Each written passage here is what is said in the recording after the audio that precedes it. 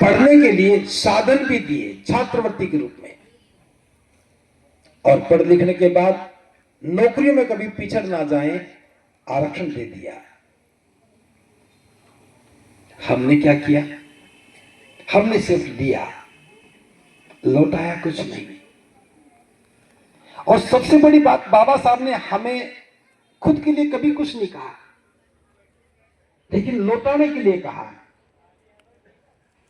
कि जो भी आप कमाओ, अपनी आमदनी का 20वां भाग, जो भी कमाते हो उसका 20वां भाग लौटाना है। किसके लिए? धम्म के लिए, धम्म के प्रचार प्रसार के लिए, सामाजिक सेवा के लिए लौटाना है। आप अपने आप से पूछिए, आप खूब कमाते हैं, चाहे कम कमाते हैं या ज्यादा कमाते हैं, जो भी कमाते हैं उससे अपना परिवार चलाते हैं, बच्चों को पढ़ाते हैं, मकान भी बनाते हैं, वस्त्र भी पहनते हैं, और भी कहीं खर्च करते होंगे। लेकिन बाबा साहब को याद करते हुए क्या हमें ये बात याद नहीं करनी चाहिए कि बाबा साहब ने कहा था हमें कि जो भी कमाते हो उसका 20वां भाग, 20वां भाग का अर्थ है अगर 100 रुपया कमाते हो तो उसमें से 5 रुपया लौटाना है धम्म के काम के लिए। क्या लौटाते हो? नहीं लौटाते हो। अगर बाबा साहब की बात नहीं मानते हो तो 2 फूल लेकर के उनके आगे रख भी दोगे तो क्या कृतज्ञता ज्ञापित हो गई? आज इस देश के सारे झूठे लोग, जिनको झूठ बोलने में जरा सी भी लज्जा नहीं आएगी, कमाई का 20वां हिस्सा लौटा नहीं रहे, लेकिन फूल लेकर के आज बाबा साहब के सामने खड़े हो जाएंगे कि बाबा साहब मेरा सत सत नमन, कोटि कोटि नमन, बड़े बड़े लेख लिखेंगे, लेकिन जो कमाया है उसका 20वां हिस्सा नहीं लौटाएंगे। कुछ लोग हो सकता है कि कमाई में से ना लौटाएं, लेकिन जो छात्रवृत्ति मिली थी, क्या वह हमारा अधिकार था? नहीं था ना। जो छात्रवृत्ति मिली थी, अगर वही छात्रवृत्ति हम लौटा दें, बाबा साहब को नहीं लौटानी, हम अपने पड़ोस में पढ़ने वाले गरीब बच्चे को दे दें, तो क्या संभावना नहीं है कि कोई और एक बच्चा पढ़ करके हो सकता है कि बाबा साहब जैसा बन जाए? हम सब लोग खूब जयंतियां मनाते हैं, बड़े पैमाने पर जयंती मनाते हैं, लाखों रुपया खर्च करते हैं, लेकिन क्या किसी बच्चे को एक छात्रवृत्ति दे दी जाए, 100, 200, 500 रुपया किसी बच्चे को पढ़ाई के लिए दे दिया जाए, ये कभी कोई योजना बनाते हैं? अगर ये योजना नहीं बनाते तो फिर हम किस लिए जयंती मनाते हैं और किस लिए उनको श्रद्धा सुमन अर्पित करते हैं? जब हम अपने मसीहा की बात को नहीं मानते तो फिर काम क्या करते हैं? मैं बाबा साहब के थोड़े से संकल्प पर और चर्चा करना चाह रहा हूं।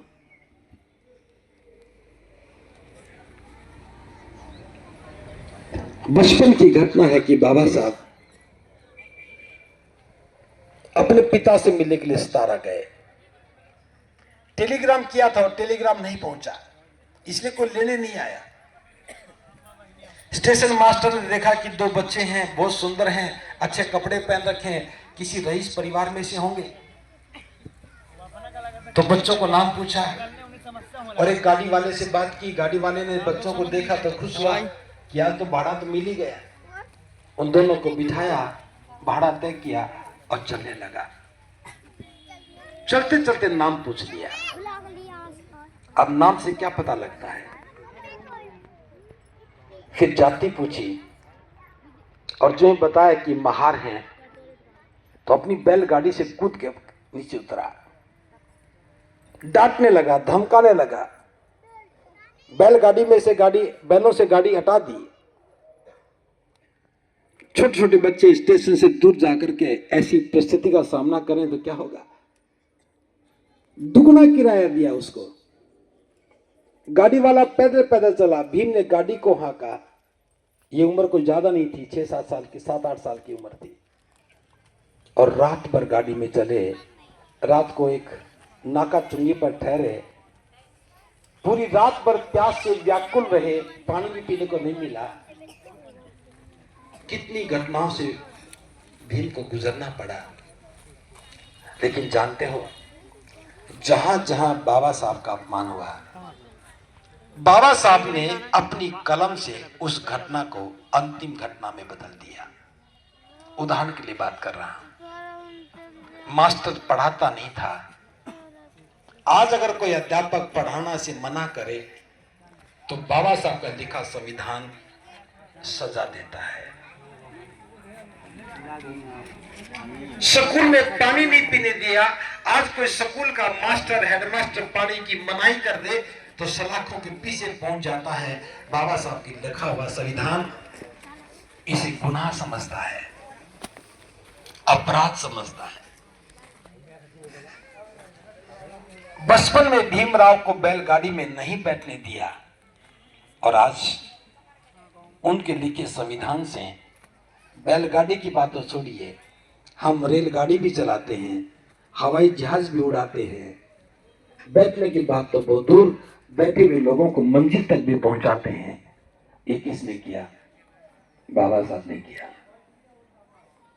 बाबा साहब नौकरी करने के लिए गए, टाट को समेट लिया गया, और आज बाबा साहब का लिखा संविधान है, हम में से जब भी कोई नौकरी करने जाता है तो उसके आगे टाट बिछा दी जाती है।